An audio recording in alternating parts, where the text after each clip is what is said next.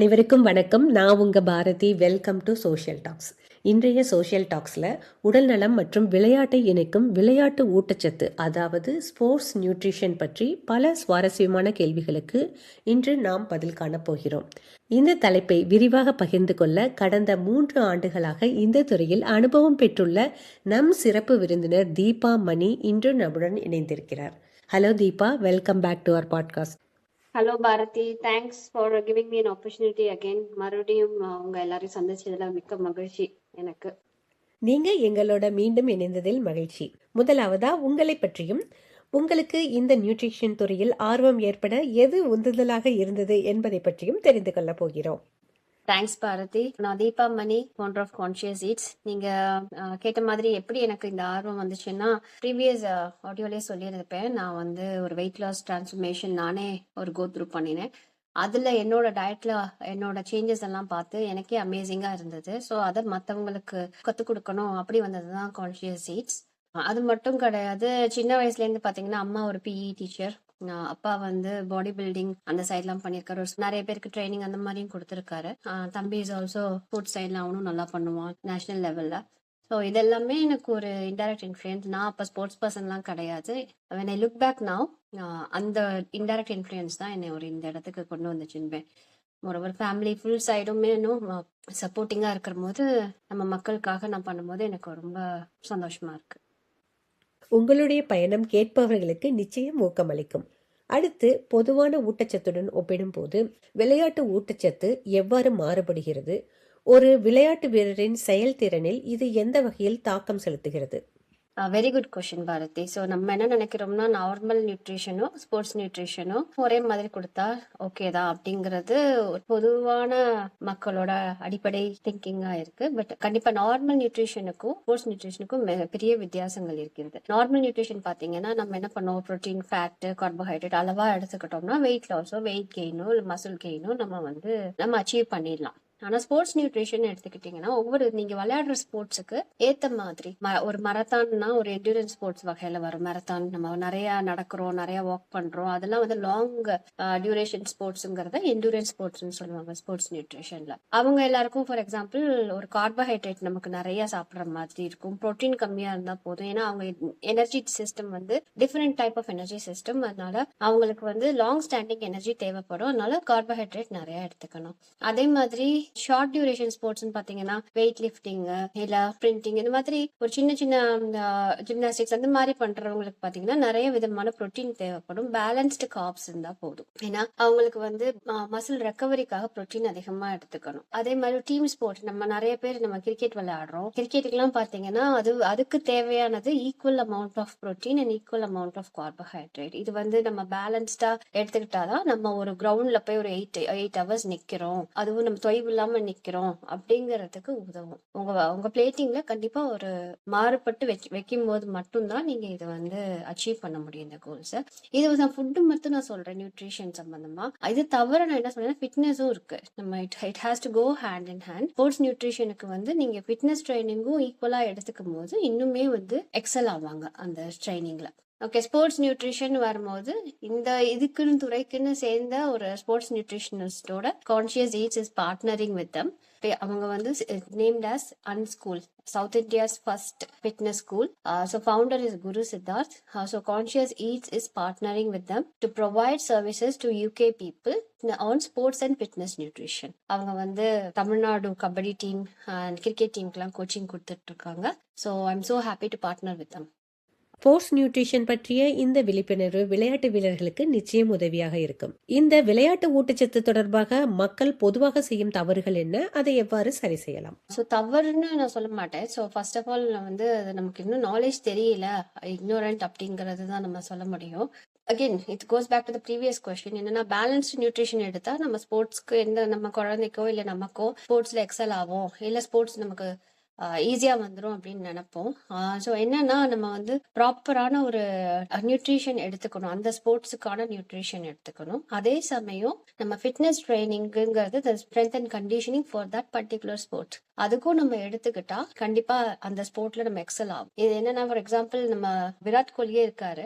So அவர் வந்து long ஸ்டாண்டிங்கா test மேட்சஸ்ல இந்த ஏஜ்ல ஹீஸ் எக்ஸலிங். அதை போய் பாத்தீங்கன்னா, ஆனா அவரோட ப்ரொஃபைல் எடுத்து பார்த்தோம்னா அவர் வந்து நார்மல் ட்ரைனிங் எடுக்கிறாரு, இந்த ஸ்ட்ரென்த் அண்ட் கண்டிஷனிங் ட்ரைனிங் எடுக்கிறாரு, அது சமயம் டிஃப்ரெண்ட் ஆக்டிவிட்டி ஆஃப் ஸ்போர்ட்ஸ் பண்றாரு. இது எல்லாமே டுகெதர் தான் அந்த லாங் ஸ்டாண்டிங்கா அங்க போய் கிரவுண்ட்ல நிக்கிறதுக்கு உதவுது. ஒரு பேலன்ஸ்டு ஒரு நியூட்ரிஷன் எடுத்துக்கிறாரு, அந்த ஸ்போர்ட்ஸுக்கான நியூட்ரிஷன் எடுத்துக்கிட்டாரு. ஸோ இது எல்லாம் சேர்த்து தான் உங்களால ஒரு லாங்கா போய் ஒரு டீம் ஸ்போர்ட்ல போய் இன்வால்வ் ஆக முடியும். அண்ட் மோரோவர் இன்னொரு விஷயம் நான் சொல்லணும், ஒரு அனதர் எக்ஸாம்பிளோட சொல்றேன்.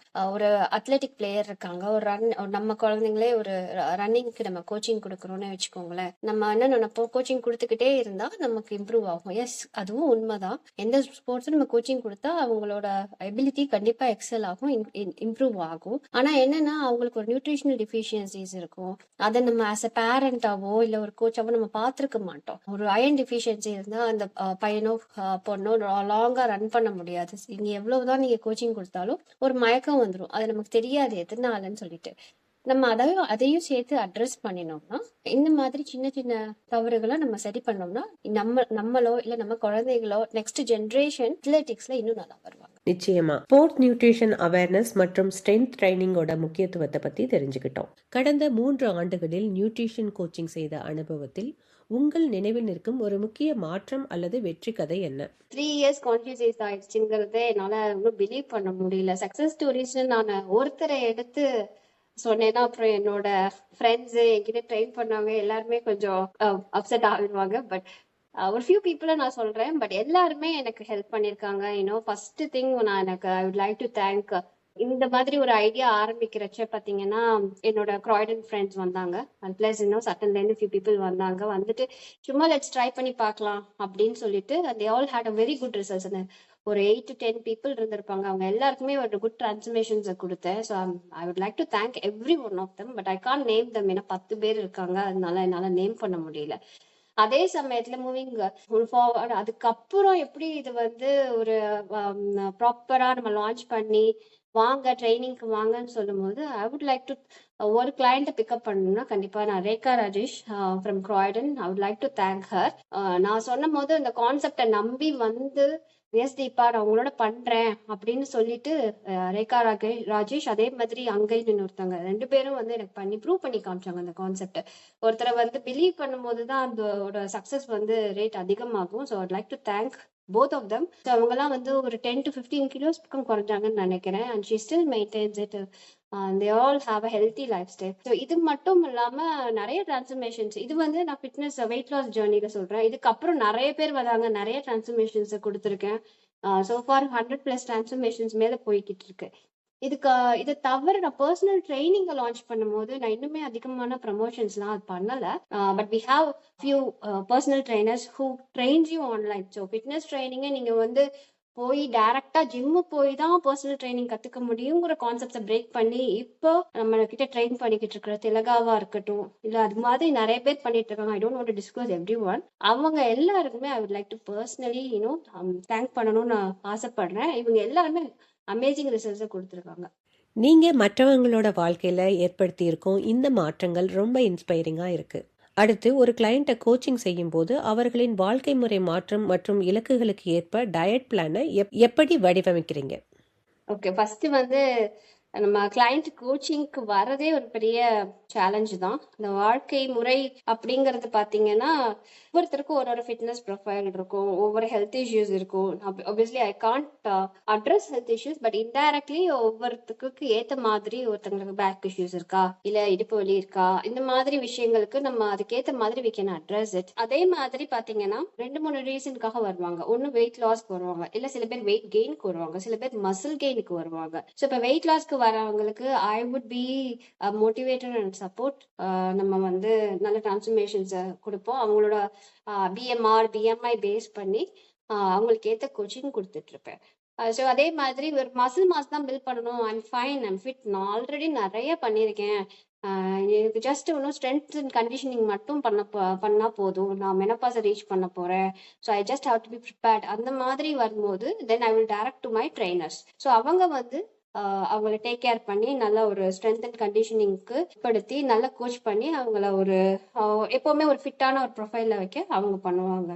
இது தவிர மென்ஸ் கோச்சிங்கும் நம்ம பண்ணிட்டு இருக்கோம். So women's coaching will be different, men's coaching will be different.